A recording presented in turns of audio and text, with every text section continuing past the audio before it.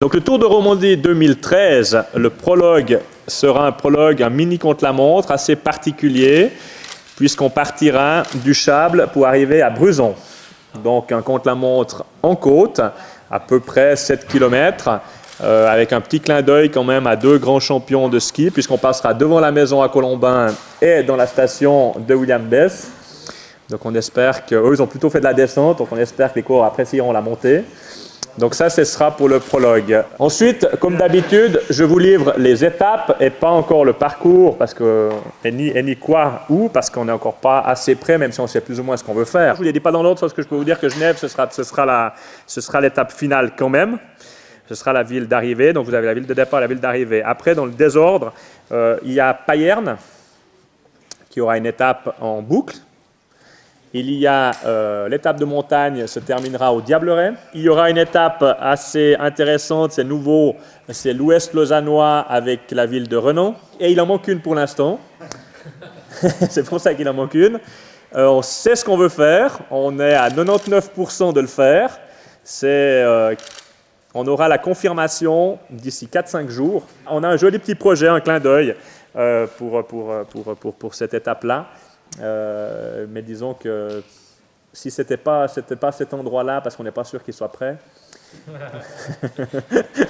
Non, dans 4-5 jours, je pourrais vous le dire plus précisément. Au niveau du parcours, ce sera quelque chose d'assez similaire à ce qu'on a fait cette année, avec quand même un prologue un peu plus difficile, donc ça devrait donner une petite hiérarchie quand même un peu plus différente de celle de Lausanne. Autrement, dans la conception, vous l'avez vu, hein, je veux dire, les coureurs font la course quand ils ont envie de la faire, mais dans la conception, c'est clair qu'il y aura un chrono. Il y aura une étape en boucle qui sera quand même réservée, on va dire, l'année prochaine pour les sprinters. Il y en aura une, parce que cette année, il n'y en avait pas vraiment une pour les sprinters. Et puis une étape de montagne, assez costaud. Mon idée, ce serait effectivement, en tout cas pour l'étape de montagne, ce serait d'arriver par le col des Mosses, qui est un col certainement moins difficile que l'Alpe d'Huez, mais qui pourrait être un terrain de jeu, je me dis, pour des coureurs offensifs. Et on n'en est encore pas vraiment là, mais c'est mon idée. Donc voilà, pour les informations de 2013. J'espère que vous avez passé une bonne semaine. J'espère que vous avez pris bien du plaisir sur ce Tour de Romandie, que les conditions de travail étaient à la hauteur de votre professionnalisme, que notre chef de presse était à la hauteur des journalistes. D'après Wiggins, oui. D'après Dubois.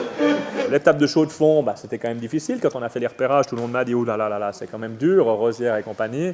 Bon, après, les repérages à vélo, on n'était peut-être pas les meilleurs du peloton, mais...